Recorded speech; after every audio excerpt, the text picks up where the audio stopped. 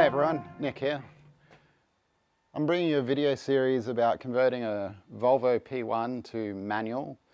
In this case it's going to be my C30 T5, and we're going to be doing a conversion from an all-wheel drive automatic to the all-wheel drive manual. For those of you running a front-wheel drive gearbox, you can use a similar process. Obviously, you just won't have to deal with the angle gear or any of the components for the all-wheel drive, but the main thing that you're going to deal with is the angle gear.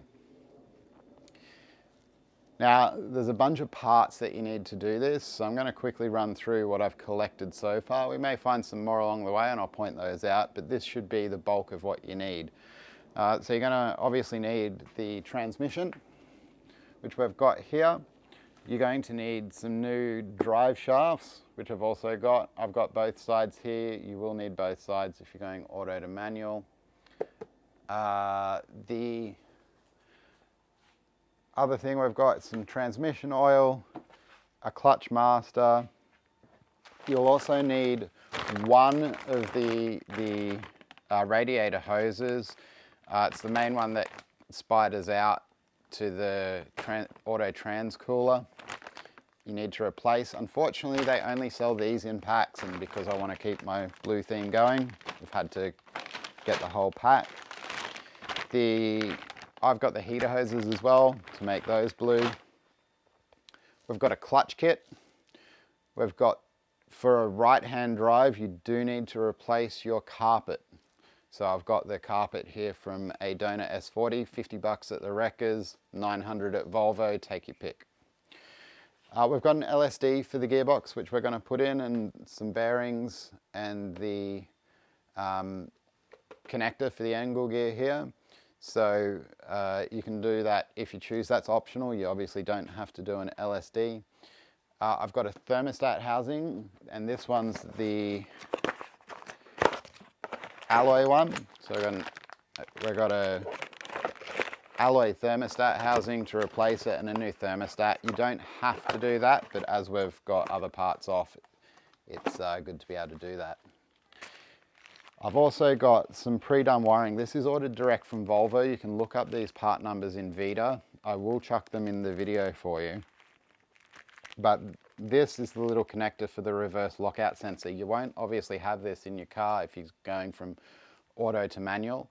I do have a Donor manual, but as I drive it for a daily, if I need any parts from it, obviously I can get them. But this just makes it easier to make the wiring up as necessary. When I do it, we will try and follow the exact routing path from the original manuals, but this allows us to obviously piece together what we need to quite easily. I've also obviously got the shifter boot. This is a new one, and then I've also got the connector for in the engine bay that we also need for the gearbox there. So I ordered all the electrical connectors so that we can make them up from scratch as they otherwise would be in the car. But this way we've got new connectors, it's all hunky-dory, and we haven't had to pull it off another loom, try and remember what's what. We can just follow the wiring diagrams when we get to that part. Over here I've got the under tray, so I'm going to be doing this as part of the build. This is the genuine Volvo one. So we will be putting that in, not strictly necessary, but as we putting all this effort into the car, we obviously don't want to hit that aircon compressor and then blow an engine afterwards. We've got a spare shifter. Obviously I've got a new shift boot. From my Donor car I'm going to steal the R-Design shift knob, but we've got the shift cables as well there. We've also got the pedals that we need. We've got brake and clutch, and all the clutch tubing that we're going to need to connect to everything. Now I do have a new clutch master and slave to go in, so they will be new as well. Going to all the effort, might as well put them in properly. So that's that. So in terms of parts, that's roughly all the different bits you'll need. I'll cover a lot of them off as we go. I've got, you know, a couple of other little bits like some clutch springs or short shifters there that I'm going to put in just to sort of finish it all off, but they're not strictly necessary. They are just little things that I'm choosing to do along the way. And in the rest of this video, I'm going to cover off probably the key thing that we're going to want to check between the right and left hand drive. Now I have had a look. I can see that the wiring loom in the driver's side, it does have the plug there that we need that goes onto the back of the clutch master cylinder. So we can just slice that out. It is there like it is in the left-hand drive. I can also see a blank spacer that goes through the firewall for that, but we need to check that it's actually there and that we can get to it. I can see something from the engine side, but I haven't checked the driver's side. So we're going to pull the front seat out, sort out our carpet, get that out and have a look for that hole. The other one we're going to have a look for is for the gear shift lever cables.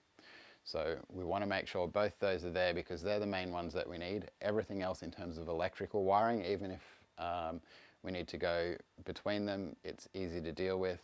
But those two holes being there is kind of important because we need to be able to bolt it all in correctly. Now, in terms of the process I'm going to follow to do the conversion, I'm going to do it in 3 stages.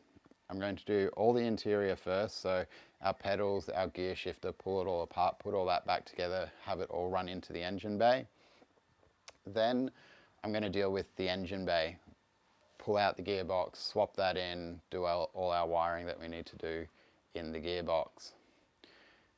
Once that's done, then we're going to deal with all the computers. So it does have a tune and it does have some modifications for the all-wheel drive, specifically for the fuel tank size, to make sure that the fuel tank gauge actually stays quite accurate. So we're going to have to deal with that when we swap it over, and we'll see what's required there. Hilton obviously is one of the companies that offers auto to manual for the computer, but with a custom tune in there, we'll have to see what approach we're going to take and what's going to work. So that'll be a bit interesting once we get there. But that should be a relatively straightforward process then, as we'll have all the parts. All in all, it looks like a lot, but if we just take it step by step, it's not that bad. It's a bit like Lego, these cars, I find, and so we should be doing pretty well. One of the little tricks we're going to use though, because we're pulling so much of the car apart, is I've got sandwich bags that we can ride on. So what we do with that is everything we pull apart, we grab all the bolts for it. So for instance, we're going to pull out the driver's seat. There's 4 bolts for that. Drop the 4 bolts in here, front driver's seat, right on it.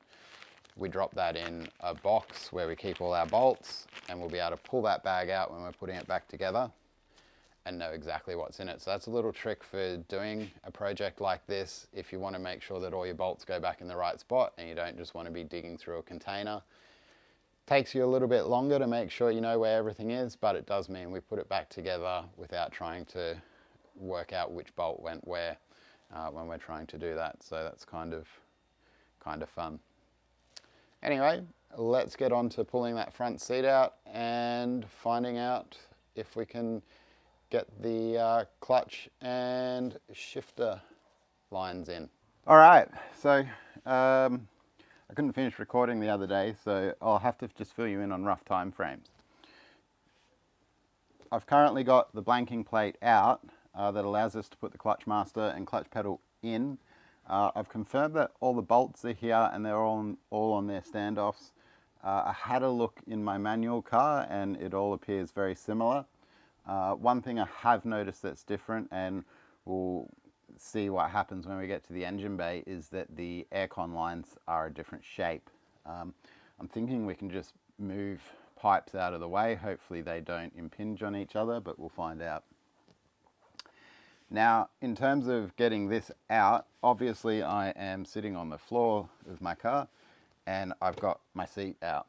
So a couple of things about the seat. If you've got an electric seat, you will need to pull the battery out to take the seat out. Now, you don't strictly have to pull the seat out to do this. You could just slide it back, undo the bolts and shimmy it around. But because we're swapping the carpet, it's a little bit easier to just pull out our plastic trims along the door, pull out our seat, and then pull out the carpet. So if you've got the electric seat, set it 50-50 on your rails before you pull your battery out, so that you're not trying to get to those bolts. You make it a bit easier on yourself. You will need an extension for these back bolts, even at 50-50 on the rail, but it'll make it easier to get in and out, the seat in and out of the vehicle. So the other thing we've got to do when we do this, there's this like foam sound deadening that runs around there.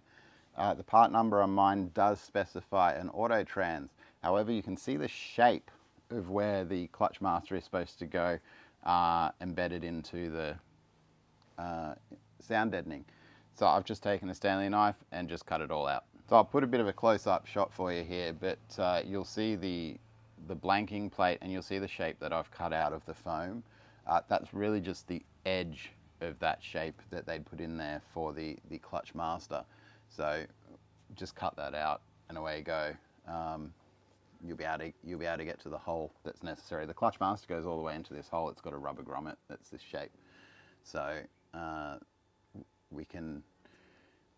you'll know when you've got it because you'll be able to see this entire shape out there. Now you may have to trim more or less. The other couple of pointers I'll probably put in at this stage is for your boot, over the boot lock, just get some cardboard and just put it over the boot lock and leave the boot open. You're not going to have a battery for most of this, especially once you get into doing the clutch and stuff like that. I've put all the little interior plastic bits that we're pulling out into the boot. It's an easy, safe place to store them. They're not going to get lost and I'll be able to put them back together then. But that way the boot's open. If I need anything out of there, I can get to it easy enough by being able to open it. They are an electric lock, so you will get stuck trying to get it open if you forget that before you take your battery out.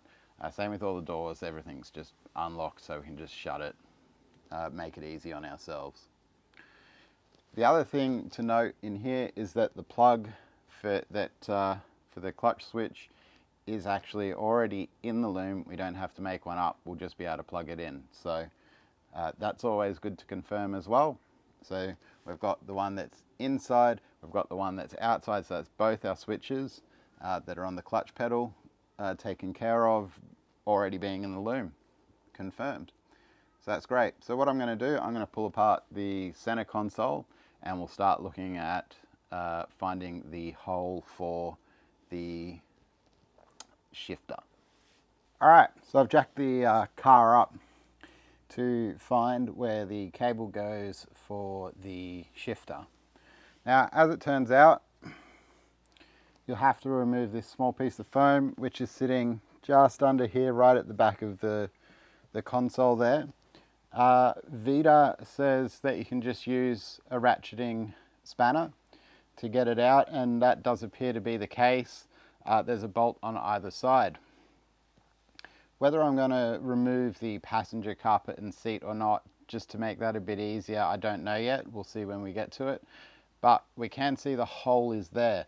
Now what I did do is actually get under the car, and that's the reason it's now jacked up.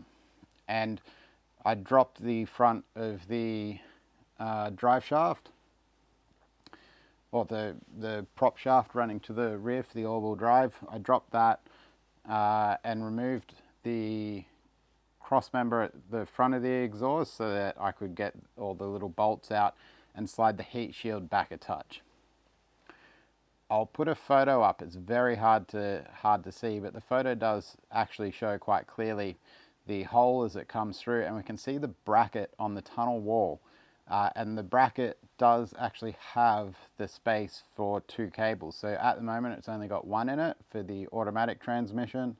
Obviously when we put the manual cables through, then we'll have both. Before I actually get started on putting the cables in, what I'm actually going to do is drop the entire shaft out, at least at the front, and drop all those front pieces of exhaust, because we're going to have to do that anyway, and it just gives a lot more clearance when dealing with the cables. It's very tight and fiddly around there, so what I want to do is get a lot of visibility in there so that I can see and work easily. Going to have to drop it anyway for the gearbox, so I figure I'll do that piece of work first. It makes a lot of the work here easier that we're doing on the interior of the car. So that's pretty much it for this episode. We've confirmed that we've got our hole for our clutch in the firewall, that it's there in our right-hand drive vehicles, that our right-hand drive vehicles also have that hole for the shift cables, and that it will be sufficient. We've also confirmed the connectors for the clutch are already wired into the harness, which is great. So a lot of the initial work that we need for the different cables and things like that, we know are there in the right-hand drive as well as the left-hand drive. And it's just good to have that confirmed before we go any further. Right now, it'd be very easy to put the car back together and just keep driving it. So next episode, what I'll go through is getting the clutch pedal in, and probably swapping over the brake and accelerator, and then we'll launch into an episode on doing the shifter and getting its cables through. So we'll get all that done, then we can put the interior basically back together, because it'll be finished, and then we'll get into the engine bay. So if you're looking forward to seeing how this goes and how a manual conversion happens, hit like and subscribe for me. That'd be great, and we'll see you in the next video. Thanks.